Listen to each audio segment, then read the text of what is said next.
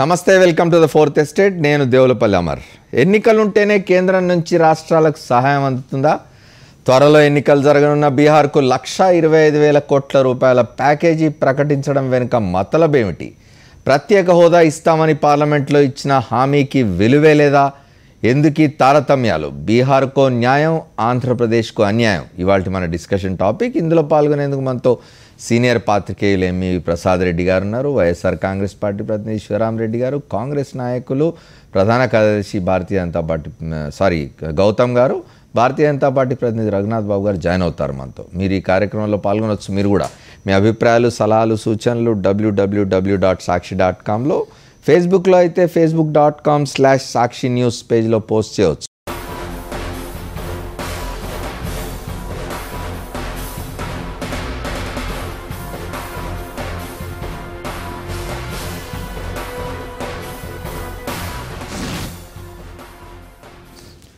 ఎన్నికలు వస్తే కానీ ఆంధ్రప్రదేశ్కు ప్రత్యేక హోదా దక్కదా?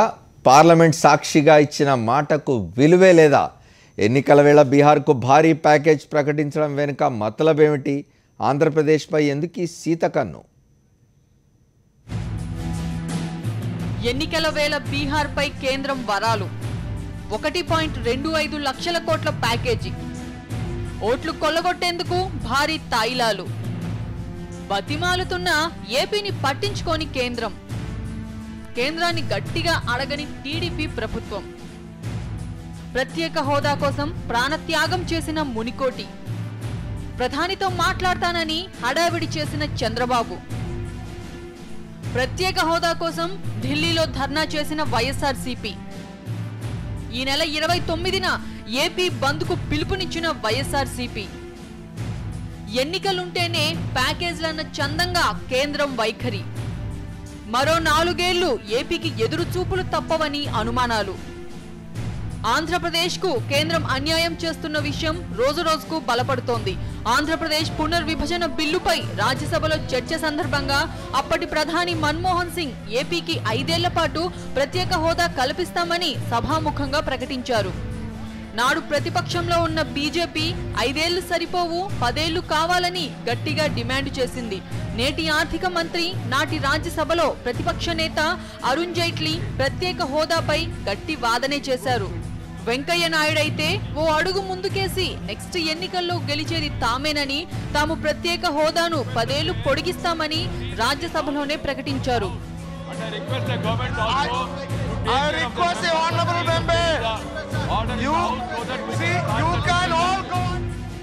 అన్నట్టే ఎన్నికల్లో బీజేపీ ఘన విజయం సాధించింది. అక్కడ ఢిల్లీలో బీజేపీ ప్రభుత్వంలో టీడీపీ చేరితే ఆంధ్రప్రదేశ్ టీడీపీ సర్కారులో బీజేపీ భాగస్వామి అయింది. ఇక ప్రత్యేక హోదా వచ్చినట్టేనని అంతా భావించారు. కానీ ఏపీ ఏర్పడి 14 నెలలు గడిచినా ఇంతవరకు ఏపీకి ప్రత్యేక హోదాపై అతిగతి లేదు. కేంద్రంలో భాగస్వామిగా ఉన్న టీడీపీ ఏనాడు గట్టిగా ప్రశ్నించిన పాపాన పోలేదు. ప్రత్యేక హోదాకు చెల్లుచీటీ చెప్పాలని ఫైనాన్స్ కమిషన్ సూచించిందని కేంద్రం మెలికలు పెడుతోంది. ఏపీకి ప్రత్యేక హోదాపై గడిచిన 14 నెలలుగా ఒక్క మాట మాట్లాడని ప్రధాని నరేంద్ర మోదీ ఎన్నికలు జరిగే బీహార్కు మాత్రం బోలెడంత ప్రేమ ఒలికిస్తున్నారు. ఐఐటీలు, ఐఐఎంల ప్రారంభోత్సవానికి వెళ్తున్నారు. ఎన్నికల్లో లాభం పొందాలనే ఆలోచనతో ఏకంగా 1,25,000 కోట్ల రూపాయల ప్యాకేజీ ప్రకటించారు. दिल्ली सरकार कान बराबर ठीक रख के सुन लीजिए. दिल्ली सरकार 1.25 लाख करोड़ रुपए का पैकेज, 1.25 लाख करोड़ रुपया बिहार का भाग्य बदलने के लिए 1.25 लाख करोड़ रुपया मेरे బీహార్ ప్రజల ఆత్మాభిమానాన్ని ముఖ్యమంత్రి నితీష్ కుమార్ ఢిల్లీలో తాకట్టు పెట్టారని ప్రధాని విమర్శించారు. దీన్ని నితీష్ తిప్పికొట్టారు. బీహార్ అభివృద్ధి కోసం బిచ్చగాడిగా మారేందుకు కూడా తనకెటువంటి అభ్యంతరం లేదని స్పష్టం చేశారు. लेकिन मैं एक ही बात कहना चाहता हूं कि याचक बिहार के विकास के लिए, बिहार की खिदमत के लिए याचक बनना पड़े, मुझे कोई एतराज नहीं है. और जब भी जरूरत पड़ेगी मैं याचक बनने को तैयार हूं। और फिर एक तरफ वो याचक कहते हैं मुझे और दूसरी तरफ अहंकारी कहते हैं। ये बड़ा विरोधाभासी है। भाई जो याचक हो गया वो अहंकारी कैसे हो सकता है? ఎన్నికలు ఉన్నాయి కాబట్టే బీహార్పై వరాల జల్లు కురిపించినట్టు కనిపిస్తోంది. కేంద్రం ధోరణి చూస్తుంటే ఆంధ్రప్రదేశ్కు ప్రత్యేక హోదా రావాలంటే ఎన్నికలు రావాలేమో.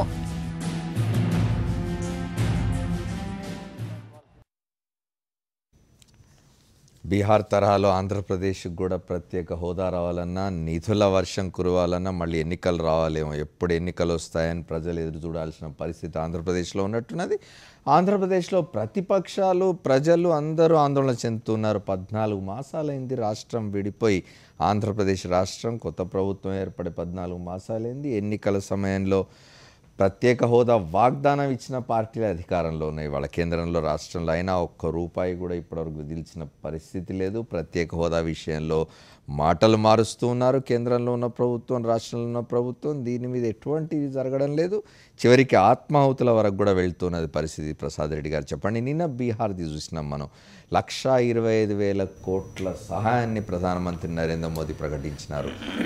ఆంధ్రప్రదేశ్కు ప్రత్యేక హోదా అనేసరికి 1,25,000 మాటలు మాట్లాడుతున్న వాళ్ళు, అభ్యంతరాలు చెప్తున్న వాళ్ళు, సమస్యలు చూపిస్తున్న వాళ్ళు, అడ్డంకుల్ని చూపిస్తున్న వాళ్ళు బీహార్కు ఒకేసారి 1,25,000 కోట్ల సహాయాన్ని ప్రధానమంత్రి ఒక మీటింగ్ వేదిక మీద నుంచి ప్రకటించేయడాన్ని మీరు ఎట్లా చూస్తున్నారు?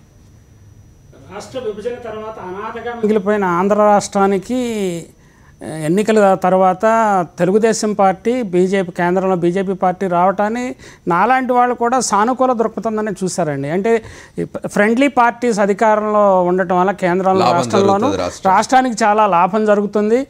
కనీసం కేంద్ర నిధులు వస్తాయి, కాన్ఫ్రంటేషన్ లేకుండా కోఆపరేషన్ తోటి జరుగుతుంది అని ఆశించాను. కానీ పూర్తి నిరాశకు గురవుతున్నానండి నేను.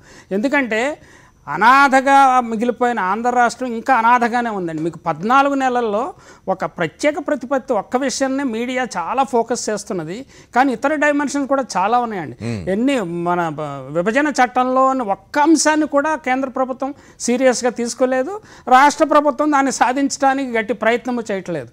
మనకి ఎన్నో వేల కోట్లు, లక్షలు కూడా 5 లక్షల కోట్లు కావాలన్న ఆయన 6,700 కోట్లు రకరకాల రూపాల్లో వచ్చినట్టుగా నాకు తెలిసిన సమాచారం. మేబీ ఒక 500 కోట్లు అటు ఇటు ఉండొచ్చు. అంటే ఈ 14-15 నెలల్లో వచ్చిందల్లా ఏంటంటే 6,700, 7,000 కోట్లు వచ్చింది. అలాగే మీకు ఇంకొక అంశం ఏంటంటే కేంద్ర ప్రభుత్వం 12 కేంద్ర ప్రభుత్వ సంస్థలను ఇక్కడ ఏర్పాటు చేస్తాను. ఆ ఏర్పాటు చేస్తా అన్నదానికి భూమి లేదు, లేకపోతే భూమి ఇవ్వలేదు రాష్ట్ర ప్రభుత్వం అని వాళ్ళు చెప్తారు. వీళ్ళేమో కేంద్ర ప్రభుత్వం చొరవ చూపించట్లేదు, నిధులు ఇవ్వట్లేదు అని చెప్తారండి. మొత్తం మీద అవి ఏంటంటే ఏదో శంకుస్థాపనలు చేశారైతే చేసా కానీ వాటి ప్రోగ్రెస్ 14 నెలల్లో చాలా తక్కువగా ఉందండి. మీకు ఇంకా అంటే ప్రత్యేక ప్రతిపత్తి గురించి చెప్తాను నేను. ముఖ్యమైన ఇతర అంశాల గురించి ప్రస్తావన, పోలవరం విషయంలో కేంద్ర ప్రభుత్వానికి, రాష్ట్ర ప్రభుత్వానికి ఏకాభిప్రాయం ఉన్నట్లేదు. అసలు 14 నెలలుగా ఒక పని జరిగినట్టుగా అక్కడ కనిపించట్లేదని చాలా దురదృష్టకరమైన పరిస్థితి. అంటే మేము పట్టిసీమ కడుతున్నాం కాబట్టి పట్టిసీమలో భాగంగా 700 కోట్లు ఖర్చు పెడుతున్నాం, కుడి కాలువను పూర్తి చేస్తున్నాం. కుడి కాలువ ఒక్కటే కాదు, పోలవరం బ్యారేజీలో మెయిన్ ప్రాజెక్ట్ కట్టాలి, ప్లస్ లెఫ్ట్ కెనాల్ పూర్తి చేయాలి. ఇవన్నీ ఈ డైమెన్షన్స్ ఉన్నాయి. అంటే ఒక ప్రత్యేక హోదా విషయంలోనే కాకుండా ఇతర అంశాలన్నింటిలోనూ కూడా ఆంధ్రప్రదేశ్ని కేంద్ర ప్రభుత్వం, రాష్ట్ర ప్రభుత్వం అనాథలు చేశాయనే విషయాన్ని నేను నమ్ముతున్నానండి, పూర్తిగా నమ్ముతున్నాను. అలాగే లాస్ట్ ప్రయత్నం ఏంటంటే ఇప్పుడు బంద్ కాల్ ఇవ్వటము, మన మునికోటి మరణించటము, ఇవన్నీ ఏంటంటే ఒక ప్రెజర్ బిల్డప్ చేస్తున్న పరిస్థితి ఉన్నది. ఇప్పుడు ఆంధ్రప్రదేశ్ ప్రజలు గుర్తించాల్సిన అవసరం ఉన్నది ఏంటంటే మనం ఉద్యమిస్తే కానీ మనకి ఏ పనులు కావు. తెలంగాణ విభజన సమయంలో కూడా ఆంధ్ర ప్రాంతపు నాయకులు సరిగ్గా దాన్ని ప్రతిస్పందించలేదు. ముఖ్యంగా ఎంపీలు వాళ్ళు వ్యాపార ప్రయోజనాలు వాటిని ఆశించి స్పందించకపోవడం వల్ల రాష్ట్రానికి, ఆంధ్రప్రదేశ్కి విపరీతమైన అన్యాయం జరిగిందండి. అనాథగా మిగిలిపోయింది. నిజానికి హైదరాబాదులో వచ్చే ఆదాయంలో వాటా కోరకపోవటము, హైదరాబాదులో ఉన్న కేంద్ర సంస్థలు, ఉమ్మడి సంస్థల మీద ఆధిపత్యాన్ని 10 సంవత్సరాల పాటు ఉండటం, లేకపోతే దాంట్లో వాటాలు కావడం, ఇలాంటివన్నిటిలోనూ స్పష్టత లేకుండా విభజించారు. కేంద్ర ప్రభుత్వం కూడా పెద్దన్న పాత్ర వహించి, మధ్యవర్తి వహించి, ఇద్దరిని సంయమనంతో వ్యవహరించేలా చూడకుండా జరిగిపోతున్నది అట్లా అనేది మనం చూస్తూనే ఉన్నాం. మళ్ళీ కోర్టులు జోక్యం చేసుకోవాల్సి వస్తుంది. ఇవన్నీ వాటర్ బోర్డు వివాదాలు ఇవన్నీ మనం ప్రతిదీ వివాదం చేయాలని చూస్తుంది, కానీ పరిష్కరించి ఒక సిస్టమేటిక్ పద్ధతిలో చేస్తారని బీజేపీ ప్రభుత్వం చేస్తుందని ఆశించాను నేను. మోడీ ప్రత్యేకమైన ఇనిషియేటివ్, ఆయన తిరుపతిలో అద్భుతమైన ఉపన్యాసం చేశారు, కానీ మనకి మిగిలిన నిరాశే. బీహార్ ప్రజలు కూడా అటువంటి అద్భుతమైన 1,50,000 1,70,000 కోట్లు ఇచ్చేస్తానని అన్నారు. అది ఎన్ని సంవత్సరాలు ఇస్తారనేది ఎక్కడా లేదు. అది 10 సంవత్సరాల ప్యాకేజీ, లేకపోతే 5 సంవత్సరాలు ఇస్తారా 3 సంవత్సరాలు ఇస్తారా అనేది లేదండి. ఈ రకం ఏంటంటే ఎన్నికల ముందు అన్నీ ఇచ్చేసాలని చెప్పడం, ఎన్నికల తర్వాత పట్టించుకోకపోవడం అనేది ఇంతకుముందు ప్రభుత్వాలు కూడా చేశాయి. ఇప్పుడు అదే పద్ధతి. అంటే we wished that Modi will be different, but that is a great disappointment for people like me. Modi is a run of the mill politician like any other, and BJP is a political party like any other political party, which make lot of promises, but at the time of deliverance they are not that committed to people. Bharatiya Janata party నాయకులు రఘునాథ్ బాబు గారు కూడా join అయ్యారు, గౌతమ్ గారు, అట్లాగే శ్రీరామ్ రెడ్డి గారు కూడా ఉన్నారు. ఆంధ్రప్రదేశ్ కాంగ్రెస్ ప్రధాన కార్యదర్శి గౌతమ్ గారు, వైఎస్ఆర్ కాంగ్రెస్ పార్టీ నాయకులు శ్రీరామ్ రెడ్డి గారు. నేను రఘునాథ్ బాబు గారితో మాట్లాడతాను. రఘునాథ్ బాబు గారు ఒకటి చెప్పండి, ఎన్నికల సమయంలో చేసే వాగ్దానాలు ఆ తర్వాత చాలా కన్వీనియంట్గా మర్చిపోవచ్చు అనేది రాజకీయ పార్టీలకు అలవాటుగా మారింది. ఆంధ్రప్రదేశ్కు ప్రత్యేక హోదా విషయంలో అదే జరిగింది. ఇప్పుడు బీహార్కు ప్రకటించిన 1,25,000 కోట్ల వ్యవహారం కూడా అదే కాబోతున్నది. రేపు అధికారంలోకి రాకపోతే బీహార్లో మమ్మల్ని అధికారంలోకి తీసుకురాలేదు కాబట్టి మేమేం చేయలేకపోయామనొచ్చు, అధికారంలోకి వస్తే ఆంధ్రప్రదేశ్లో స్పెషల్ హోదాను మర్చిపోయినట్టే అక్కడ కూడా మర్చిపోవచ్చు అనే విమర్శ ఉన్నది. రెండవది నైతికత పాయింట్ అండి. ఎన్నికల సమయంలో ఎన్నికలు జరగబోతున్న తరుణంలో ప్రధానమంత్రి స్వయంగా పోయి ఒక రాష్ట్రానికి ఇటువంటి ప్రకటనలు చేయడాన్ని ఎట్లా చూస్తారు? ఇప్పుడు ఒకటి, ఈ బీహారు వెనకబడింది అనేది అందరికీ తెలుసు. అక్కడ లిటరసీ కానీ, పర్ క్యాపిటా కానీ, మైగ్రేషన్ కానీ అవన్నీ చాలా ఎక్కువ. బీహార్ బీమారే అన్నాడు. ఆ బీమారి ఎవరెవరి కారణం అనేది అందరికీ తెలుసు, అందరూ అధికారంలో ఉన్నారు. సరే, బీహార్ వెనకబడింది అనేది అందరికీ తెలుసు. అయితే బీహార్కి ఒక ప్రత్యేక ప్యాకేజ్ ఇవ్వాలనేది ఎప్పటి నుంచో ఉన్నటువంటి డిమాండ్. వాళ్ళు అసలు యాక్చువల్గా స్పెషల్ స్టేటసే అడుగుతున్నారు, కనీసం ప్యాకేజ్ అన్నా ఎప్పటి నుంచో ఉన్న డిమాండ్. కానీ నితీష్ కుమార్ నిన్న అన్నాడు, ప్రధానమంత్రి 1,25,000 కోట్లు ప్రకటించిన తర్వాత మాకు ఆ 70 కావాలి, మాకు ప్రత్యేక హోదా ఇవ్వండి అని అడుగుతారు. సరే, ఇది ఇస్తే అది ఏదో అడుగుతారు, కానీ ఇక్కడ ఒక విషయం మాత్రం గుర్తుంచుకోవాలి. గత 10 ఏళ్లుగా మరి యూపీఏ ప్రభుత్వం ఆ బీహార్ గురించి ఏమీ చేయలేదు కదా. అది ఇప్పుడు ఈ ప్రభుత్వం వచ్చిన సంవత్సరంలోనే దాని గురించి ఒక ఆలోచన చేయడం జరిగింది. అది బ్లేమ్ చేయాల్సింది యూపీఏని. నితీష్ కుమార్ బ్లేమ్ చేస్తే ఆయన అన్నాడు, నేను యాచకుడిని కావడానికి కూడా సిద్ధంగా ఉన్నాను బీహార్ అభివృద్ధి కోసం అని. సరే, ఇప్పుడు అందుకని ఒకటి ఇవ్వడం జరిగింది. 2, ఇప్పుడు మేము అధికారంలోకి వచ్చిన తర్వాత ఈ సంవత్సరం వచ్చేటప్పటికి ఆర్థిక పరిస్థితి పూర్తిగా అదుపు తప్పి గాడి తప్పి ఉంది, లోట్లో ఉంది. ఈ సంవత్సరం ఇన్కమ్ కూడా ఖర్చు పెట్టేశారు. అంటే 2014-15 కూడా ఓ 3 నెలల ఇన్కమ్ ఖర్చు పెట్టేశారు. అటువంటి పరిస్థితుల్లో అధికారంలోకి వచ్చి వాళ్ళన్నీ గాడిని పెట్టడం జరిగింది. దానికి అన్ని ఎక్స్టర్నల్ ఫ్యాక్టర్స్ కూడా సహకరించినాయి. ఉదాహరణకి పెట్రోల్ ధర తగ్గడం అవి కూడా సహకరించినాయి. కానీ ఇవన్నీ ఒక గాడిని పెట్టి ఇప్పుడు ఒక కంఫర్టబుల్ లెవెల్కి వచ్చే పరిస్థితికి వచ్చింది. బీహార్కు 1,25,000 కోట్లు ప్రకటించగలిగినంత కంఫర్టబుల్ లెవెల్కి వచ్చింది. అయితే ఇది ఒక్క సంవత్సరంలో ఇవ్వరు కదా. ఇప్పుడు నా అంచనా ప్రకారం వారు అన్నది అదే, 5 ఏళ్ళ 10 ఏళ్ళ 15 ఏళ్ళ. ఇప్పుడు దానికి అన్ని ప్రాజెక్ట్ వైజ్ ఇచ్చారు. ఎక్కువ రోడ్లు ఉన్నాయి, పవర్ ప్రాజెక్టులు ఉన్నాయి. వాటికి ఒక టైం ఫ్రేమ్లో కడతారు. ఐ డోంట్ థింక్ అవి లేట్ చేసే అవకాశం లేదు. రెండోది ఏంటంటే అసలు విశ్వసనీయత అనే మాట మీదే ఇవాళ మా ప్రభుత్వం రన్ అవుతుంది. ఇది ఎట్టి పరిస్థితుల్లో విశ్వసనీయత పోగొట్టుకునే ప్రశ్నే లేదు. అది డెఫినెట్గా ఇది డిఫరెంట్ అనేది. రఘునాథ్ బాబు గారు, ఆంధ్రప్రదేశ్లో ఆ ప్రాబ్లం వస్తున్నట్టున్నది, పోయేట్టుగా ఉంది. మీరు ప్రత్యేక హోదా అన్నారు, చివరికి ప్రత్యేక హోదా ఆందోళన రూపం దాల్చి ప్రతిపక్షాలు ఆందోళన చేసి ఒక మనిషి ఆత్మాహుతి వరకు వెళ్ళిన తర్వాత కానీ రాష్ట్ర ముఖ్యమంత్రి కదలలేదు, కేంద్రం కదిలి రాలేదు. మళ్ళీ రేపు ఇచ్చిన అపాయింట్మెంట్ కూడా రద్దయింది, ముఖ్యమంత్రికి ప్రధానమంత్రి అపాయింట్మెంట్. దాని గురించి మాట్లాడతాను, ఒక షార్ట్ బ్రేక్ తీసుకొని వస్తాను. Welcome back to the fourth estate. Raghunath Babu garu, మీరు ఇంతకుముందు విశ్వసనీయత గురించి మాట్లాడుతున్నారు. ఆంధ్రప్రదేశ్లో అది ఈరోడ్ అవుతున్నట్టున్నది విశ్వసనీయత. స్పెషల్ స్టేటస్ అన్నారు, చాలా ఆందోళనగా ఉంది ఆంధ్రప్రదేశ్లో. ఎందుకు రేపు చివరికి ముఖ్యమంత్రికి ఇచ్చిన అపాయింట్మెంట్ కూడా మళ్ళీ రద్దయింది. కారణం ఏంటో తెలియదు. కారణాలు ఏవైనా కావచ్చు. 25 నుంచి 30 మధ్యన మళ్ళీ పిలుస్తారంటున్నారు. కానీ ఓ పక్క బీహార్ లాంటి రాష్ట్రాలకు ఇట్లా ప్రకటనలు చేసేసి ఆంధ్రప్రదేశ్ను పట్టించుకోకపోవడం వెనక ఉన్న మతలబ్ ఏమిటి? ఏం లేదు, పట్టించుకోకపోవడం అనేటటువంటి మామూలుగానే ఒక అభిప్రాయం ఉన్నది ఏంటంటే దక్షిణ రాష్ట్రాలని కేంద్రాలు కూర్చున్న వాళ్ళు పట్టించుకోరు. అసలు అది పూర్తిగా నిరాధారం. ఎందుకంటే నర్మదా ప్రాజెక్ట్ చూస్తేనండి అది ఎంత నిజం అనేది తెలుస్తుంది. మన ఇద్దరం చర్చ అయిపోయాక కూర్చుందాం కావాలంటేని. నర్మదా ప్రాజెక్టు విషయంలో బీజేపీ చొరవ చూపడము, పోలవరం ప్రాజెక్టు గురించి అశ్రద్ధ చేయడం కంపేర్ చేస్తే నేను 2 రోజులు స్టడీ చేశానండి. నర్మదా ప్రాజెక్ట్ ఎట్లా ప్రోగ్రెస్. సుప్రీంకోర్టుని ఇన్ఫ్లుయెన్స్ చేసుకుని వాళ్ళు ఎత్తు పెంచారు. మోడీ గారు ప్రభుత్వం రాగానే ఇంకా ఎత్తు పెంచేశారండి. మనదేమో తగ్గించండి అని డిమాండ్ చేస్తున్నారు. అక్కడ పెంచుకుంటా ప్రతి 5 years పెంచుకుంటా వెళ్ళారు. అంటే ఇప్పుడు సో విశ్వసనీయత విషయంలో ఇంకోసారి మాట్లాడదాం. చెప్పండి. విశ్వసనీయత విషయంలో ఎటువంటి రాజీ ఉండదండి. ఏది నాట్ ఈవెన్ 0.001%. ఆంధ్రాకి అసలు ప్రత్యేక హోదా కావాలని అడిగిందే మేము, ఏ రాజకీయ పార్టీ అడగల. కాబట్టి 5 ఏళ్ళు సరిపోదు, 10 ఏళ్ళు కావాలనేది కూడా మీరే. 5 ఏళ్ళు అనేటటువంటి హామీ రావడానికి కూడా మీరే కారణం. అదేదో నాయుడు గారు రాజ్యసభలో కొట్లాడినందువల్లే వచ్చింది. కూడా వాళ్ళే కారణం. కాబట్టి అది బాధ్యత మాదే. ఇవాళ ఈ అరుణ్ జైట్లీ గారు కానీ, అంటే సంబంధిత మంత్రులు, హోంశాఖ రాజ్నాథ్ సింగ్ గారు కానీ, వాళ్ళు ఇది పరిశీలనలోనే ఉందని స్పష్టంగా చెబుతున్నారు. సో తప్పకుండా ఇంకా అది డోర్స్ ఆర్ నాట్ క్లోజ్డ్, అది ఇది అవకాశం ఉంది. అయితే ఏదైనా ఇప్పుడు కొన్ని ఉన్నటువంటి రూల్స్లో మనం ఫిట్ ఇన్ కాకపోవటం, ఏది పాత దీని ప్రకారం స్కేర్స్లీ పాపులేటెడ్, లేకపోతే ఈ కొండ ప్రాంతం, లేకపోతే ఈ లిటరసీ రేటు, లేకపోతే కనెక్టివిటీ సరిహద్దు, వీటిల్లో మనం ఫిట్ ఇన్ కాకపోవటం ఒక కారణం. అదేవిధంగా ఈ ప్లానింగ్ కమిషన్ పోయి నీతి ఆయోగ్ రావటం రెండో కారణం. అయినా కానీ ఆ రూల్స్ మార్చుకునైనా చేసుకునే దానికే పరిశీలన చేస్తున్నారు. కానీ అప్పటికి ఇప్పుడు పోలవరం ప్రధానమైనటువంటి అంశం ఆల్రెడీ 90% అంటే ఈ దీనిలో ఉంది. 90% సెంట్రల్ ఫండ్, 10% స్టేట్ది. కాబట్టి దాని గురించి కూడా ఇష్యూ లేదు.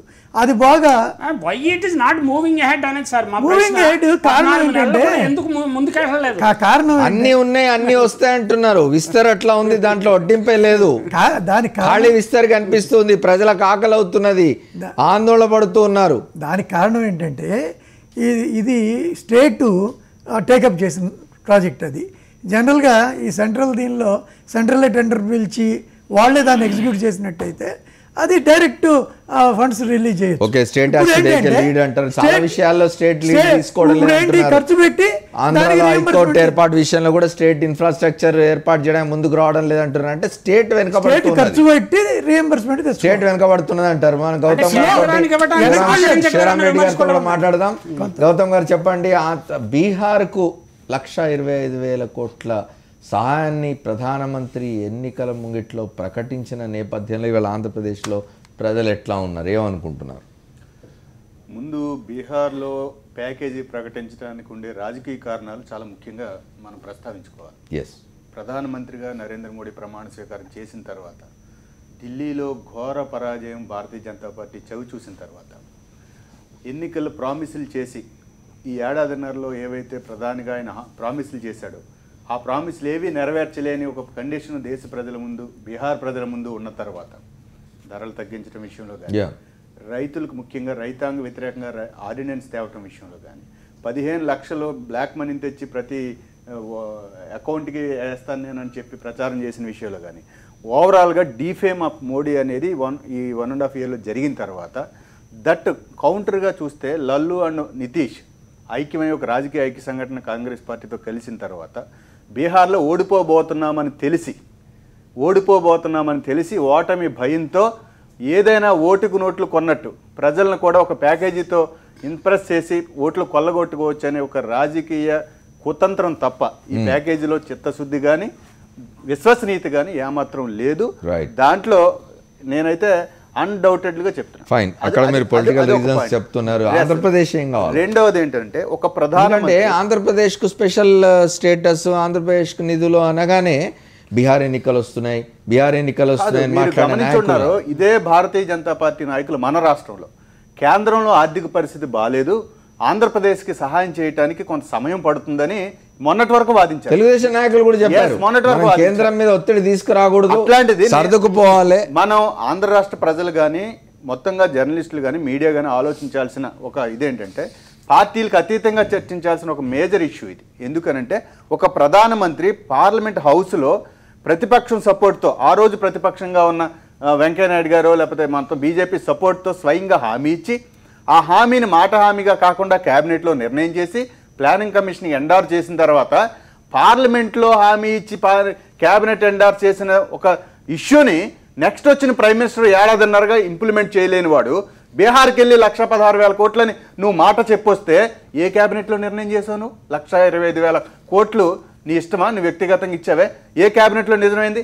ఎన్డీఏలో భాగస్వామ్య పక్షాలన్నీ దాన్ని అంగీకరించాయా? చంద్రబాబు నాయుడు గారు దాన్ని అంగీకరించాడా యాజ్ ఏ భాగస్వామ్య పక్షంగా? చెప్పమానండి చంద్రబాబు నాయుడిని.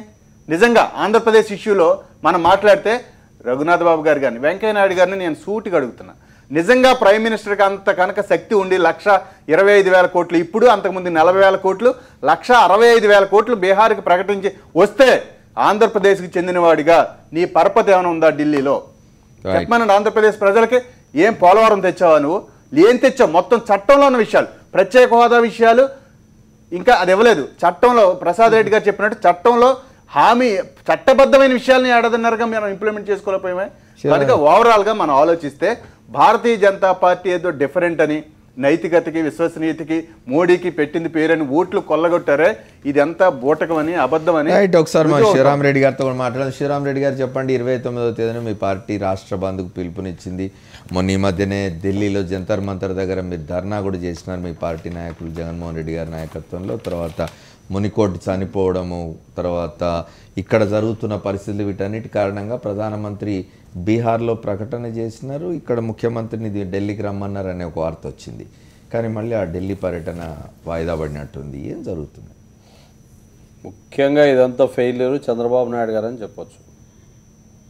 ఎందుకంటే చంద్రబాబు నాయుడు గారు మొదటి వచ్చినప్పుడు నేను అనుభవస్తుని కాబట్టి నన్ను గెలిపించండి, రాజధాని తీర్చిదిద్దాల్సి అవుతుంది, ఎన్నో ప్రయోజనాలు చేకూర్చాల్సి అవుతుంది, కొత్త రాష్ట్రాన్ని ఏర్పరచాల్సిన అవసరం ఉంది కాబట్టి ఆ ఏర్పాటు చేసుకునే క్రమంలో నేనైతేనే సమర్థుడు అని చెప్పుకుని చాలా హామీలతో పాటు ఆయన పవర్లోకి రావడం ఉంది, ప్రజలు నమ్మడం జరిగింది.